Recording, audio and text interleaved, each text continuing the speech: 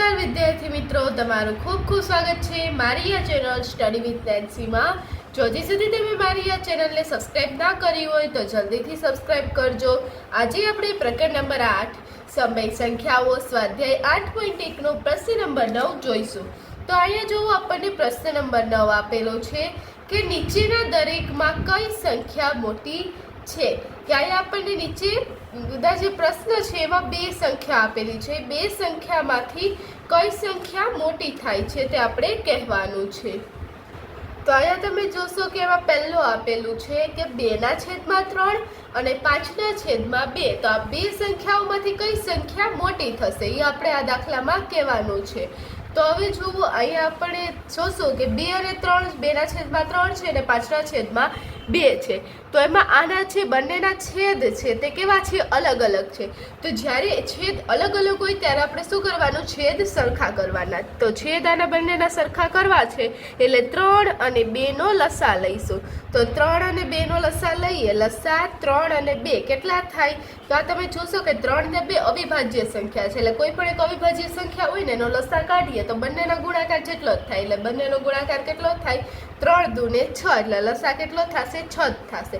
જો તમને એમ ના આવડે તો એ સાઈડમાં આવી રીતે આપણે લસા કાઢીએ. એવી રીતે પણ તમે લસા લઈ શકો છો કે પહેલાં 2 × 2 તો 3 ના 3 રહેશે. અહીંયા 1 આવશે. હવે પછી 3 સાથે ભાગ ચલાવીએ તો 3 × 1 = 3. તો અહીં તમે જોશો 2 તેરીને 6 એટલે લસા આપણને કેટલો મળશે? 6 મળશે. તો હવે જો આ બંનેના આપણે 6 કરવાના છે. તો અહીંયા તમે જોશો કે બંનેના છેદમાં કેટલા લાવવાના? 6 લાવવાના. એટલે આપણે આ છે 2/3 છે તો આપણે 3 ને કેટલા વડે ગુણીએ તો 6 આવે? તો 3 દુ ને 6 એટલે 3 ને આપણે કેટલા વડે ગુણશું? 2 વડે ગુણશું. હવે નીચે 2 વડે ગુણ્યા તો ઉપર પર કેટલા વડે ગુણવાના? 2 વડે ગુણવાના. એટલે 2 દુ કેટલા થશે? 4 થશે. અને 3 દુ 6 એટલે કેટલા મળશે આપણને? 4/6. હવે એવી જ રીતે 5/2 છે તો 5/2. તો હવે 2 ને કેટલા વડે ગુણીએ તો આપણને 6 મળે? બંનેના છેદ સરખા કરવાના. તો 2 તેરીને 6 એટલે 2 ને 3 વડે ગુણશો. હવે 5 ને પણ 3 વડે ગુણીએ તો 5 તેરીને કેટલા થશે? 15. હવે 2 તેરી કેટલા થશે? 6 એટલે 15/6. તો હવે તમે જોશો કે અહીંયા કેટલા છે? 4/6 અને 15/6. તો આપણે અહીં લખીએ 4/6, 15/6. તો હવે આ 4/4 અને 15 તો બંનેમાંથી કઈ સંખ્યા મોટી થશે? 15 મોટી થશે. એટલે આપણે 15ની સામે આવી રીતે લેસની સાઇન કરશું અને અહીંયા જે મોટી સંખ્યા છે એની સામે આપણે મોટું પાખ્યું રાખશું. તો અહીંયા તમે જોશો કે આ 15 કેવી થશે? મોટી સંખ્યા થશે. હવે તમે જોશો કે અહીંયા છે 2/3. આ 4/6 છે એ કઈ સંખ્યા હતી? 2/3 હતી. અને આ છે 15/6 છે એ કઈ સંખ્યા હતી? 5/2. એટલે અહીંયા કેટલા આવશે? 5/2. આ 2/3 અને આ 5/2. એટલે આ છે 5/2 છે એ કેવી થશે? મોટી થશે. એટલે આપણે લખશું કે અહીં જે 5/2 છે 5/2 એ 2/3 કરતા મોટી છે, કરતા મોટી સંખ્યા છે. કે આપણને બે સંખ્યા આપેલી હતી એમાંથી કહેવાનું હતું કે કઈ સંખ્યા મોટી છે. તો આ બંનેમાંથી મોટી સંખ્યા કઈ થશે? 5/2. તો આ જોવો આપણા પહેલા જ દાખલાનો જવાબ આવ્યો. હવે એના પછી બીજો દાખલો જોઈએ. તો હવે જો અહીંયા બીજો દાખલો આપેલો છે -5/6 અને -4/3. તો હવે જુઓ -5/6 છે અને -4/3 છે. તો આમાં પણ છેદ કેવા છે? અલગ અલગ છે. એટલે આમાં પણ આપણે કઈ સંખ્યા મોટી છે એ જાણવા માટે પહેલા શું લઈશું? લસા લઈશું. એટલે અહીં આપણે લસા કરીએ. લસા 6 અને 3. તો 6 અને 3 નો લસા કરીએ. અહીંયા 6 અને 3. તો પહેલા 3 વડે 2 વડે ભાગ ચાલશે એટલે 3 દુ ને 6. અહીંયા 3 લખશું. હવે 3 વડે ભાગ ચાલશે. 3 × 1 = 3 × 3 એટલે 2 તેરી ને 6. લસા કેટલો મળશે આપણને? 6 થશે. તો આપણને લસા કેટલો મળ્યો? 6 મળ્યો. તો તો હવે આ છે -5ના છેદમાં 6 છે અને -4ના છેદમાં 3 છે.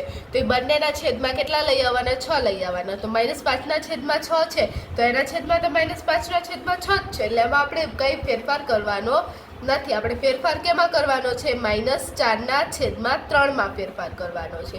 તો હવે આપણે 3ને કેટલા વડે ગુણશું? તો આપણને 6 મળશે. તો 3 દૂને 6 એટલે આપણે 2 વડે ગુણશું, ઉપર પણ 2 વડે ગુણશું. એટલે હવે જુઓ 4 દૂને 8 એટલે કેટલા આવશે? -8 અને 3 દૂને 6 એટલે -6.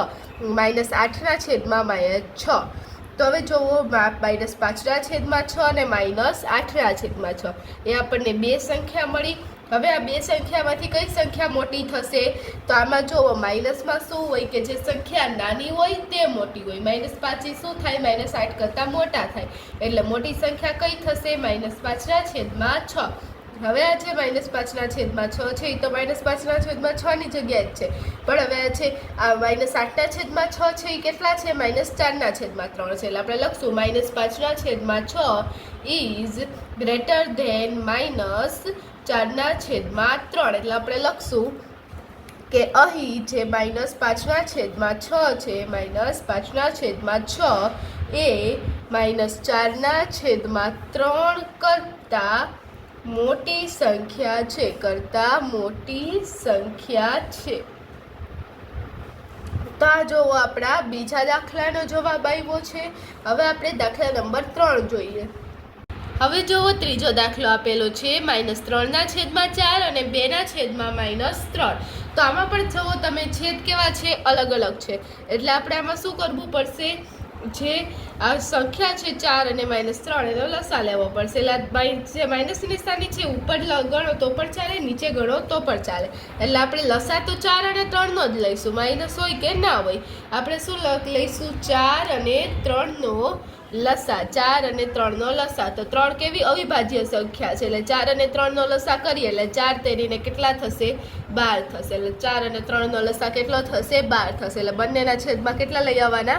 12 લઈ આવવાના. એટલે -3ના છેદમાં 4 છે તો એને કેટલા વડે ગુણીએ તો 12 આવે? તો 4 તેરીને 12 એટલે 4ને કેટલા? 3 વડે ગુણશું. અહીં નીચે 3 વડે એટલે ઉપર પણ 3 વડે ગુણશું. 3 તેરીને 9 એટલે કેટલા થશે? -9ના છેદમાં 12.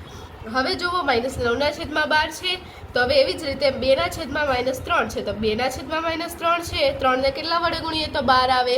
તો 4 વડે એટલે 4 તેરીને 12. હવે જુઓ અહીં આપણે નીચે 4 વડે ગુણ્યું એટલે ઉપર પણ આપણે 4 વડે ગુણશું એટલે 4 દૂને 8. હવે જુઓ અહીંયા 3 ચોકને 12 એટલે -8ના છેદમાં 12. કાંઈ જુઓ તમે માઇનસ ઉપર લગાડશો તો પણ ચાલશે, નીચે લગાડશો તો પણ ચાલશે. આપણને ગણવામાં ઇઝી પડે એટલે મેં માઇનસ ઉપર લખ્યા છે. -8ના છેદમાં 12. તો હવે તમે જોશો કે -9ના છેદમાં 12 છે અને -8ના છેદમાં 12 છે. તો આમાં -8 મોટા કે -9? તો આમાં કોણ મોટા થશે? -8 મોટા થશે. જે માઇનસ નિશાની હોય એમાં જે નાની સંખ્યા હોય તે મોટી થાય. એટલે -8 મોટા છે એટલે -8ના છેદમાં 12 શું થશે? મોટું થશે. -9ના છેદમાં 12 છે એ શું છે? 3ના છેદમાં 4 છે. અને જે -8ના છેદમાં 12 છે એ 2ના છેદમાં -3 છે. એટલે શું મોટું થશે? 2ના છેદમાં -3 એ મોટી થશે. આપણે લખી દઈએ કે અહીં 2ના છેદમાં -3 એ -3ના છેદમાં 4 કરતાં કેવી છે? મોટી સંખ્યા છે. મોટી સંખ્યા છે. તો આ જુઓ આપણા ત્રીજા દાખલાનો જવાબ આવ્યો. તો જુઓ હવે ચોથો દાખલો આપેલો છે -1ના છેદમાં 4 અને 1ના છેદમાં 4. તો હવે જે -1ના છેદમાં 4 અને 1ના છેદમાં 4 છે તેમાં તમે જોશો કે બંને છેદની સંખ્યા છે કેવી છે? સરખી છે. બંનેમાં 4 4 જ છે છેદમાં. એટલે જુઓ આમાં આપણે લસા લેવાની જરૂર નથી. સીધી જ આપણે ઊભી ઉપરની સંખ્યા જોઈશું કે ઉપર -1 મોટા થાય કે 1 મોટા થાય. તો અહીં શું છે કે અહીં જે -1 છે એ કેવા છે?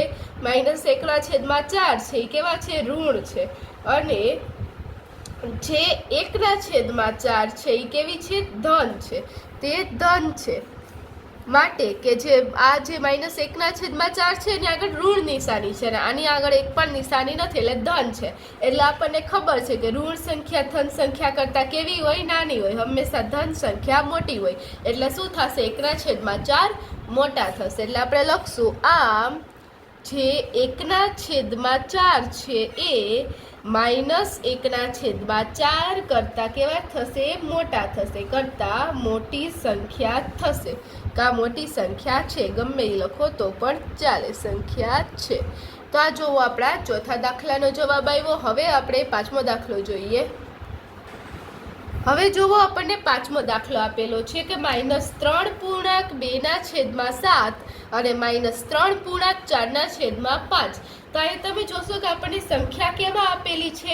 મિશ્ર અપૂર્ણાંકમાં આપેલી છે. તો જ્યારે પણ સંખ્યા આપણને મિશ્ર અપૂર્ણાંકમાં આપેલી હોય ને એટલે આપણે એને પહેલાં શું કરવાનું? અશુદ્ધ અપૂર્ણાંકમાં ફેરવવાનું. કે આ જે -3/2/7 છે તેને આપણે કેમાં ફેરવશું? અશુદ્ધ અપૂર્ણાંકમાં ફેરવશું. તો અહીંયા તમે જોશો કે અહીંયા શું છે કે -3/2/7 છે. તો આપણે એને અશુદ્ધ અપૂર્ણાંકમાં ફેરવવા હોય તો કેવી રીતે ફેરવીએ? કે જે -3/2/7 છે તેને ફેરવવા હોય તો આ બંનેનો ગુણાકાર કરવાનો, એટલે 7 × 3 કરવાના, એટલે 7 તેરી કેટલા થાય? 21 થાય. તો હવે એમાં પછી આ સંખ્યાનો સરવાળો કરવાનો, આ બંનેનો ગુણાકાર કરવાનો અને ઉપરમાં એની સંખ્યાનો સરવાળો કરવાનો, એટલે 7 તેરી 21, 21 ને 2 23, એટલે 23 થયા અને છેદમાં 7/7 રાખવાના. હવે જે -3/4/5 છે તો એને આપણે અશુદ્ધ અપૂર્ણાંકમાં ફેરવવાના હોય તો 3 × 5 = 15 અને 15 ને 4 કેટલા થશે? 19, એટલે 19/5. પણ કેવા 19? -19, કારણ કે અહીંયા પણ કેવી નિશાની છે? માઇનસની નિશાની થશે. એટલે અહીંયા આપણી બે કઈ સંખ્યા થશે? -23/7 અને -19/5, જે આપણી બે સંખ્યાઓ થશે. તો આમાં તમે જોશો કે આમાં પણ છેદ કેવા છે? અલગ અલગ છે. તો છેદ અલગ અલગ હોય એટલે આપણે શું કરવાનો? લસા લેવાનો. તો હવે જુઓ, અહીંયા આપણે લખશું 7 અને 5નો લસા લેતા. 7 અને 5નો લસા બરાબર. તો 7 અને 5નો લસા કેટલો થાય? 7 × 5 = 35, એટલે 7 અને 5નો લસા કેટલો થશે? 35 થશે.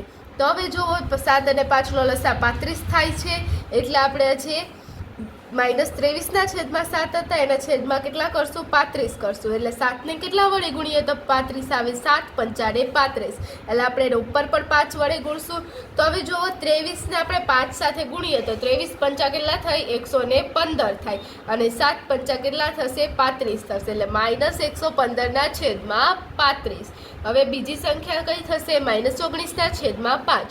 તો અહીં તમે જોશો -19/5 છે તેને આપણે કેટલા વડે ગુણશું તો 35 આવશે /7 વડે, એટલે ઉપર પણ આપણે 7 વડે ગુણશું તો 19 × 7, તો 19 + કેટલા થાય?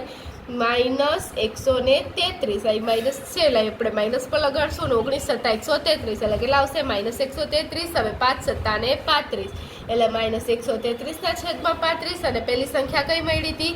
-115/35. તો અહીંયા તમે જોશો કે આ જે -115/35 છે અને -133/35 છે.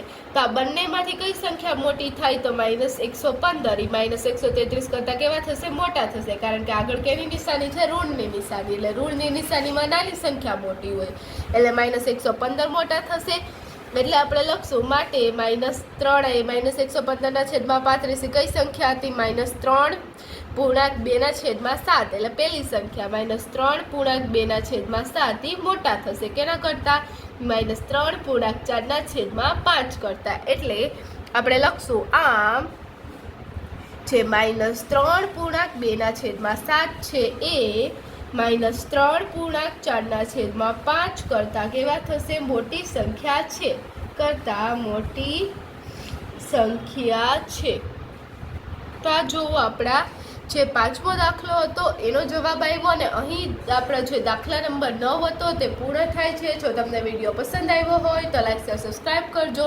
જો હજી સુધી તમે મારી આ ચેનલને સબસ્ક્રાઈબ ના કરી હોય તો જલ્દીથી સબસ્ક્રાઈબ કરજો, જેથી તમને મારા બધા જ વિડીયો સૌની પહેલાં મળી રહે. Thanks for watching.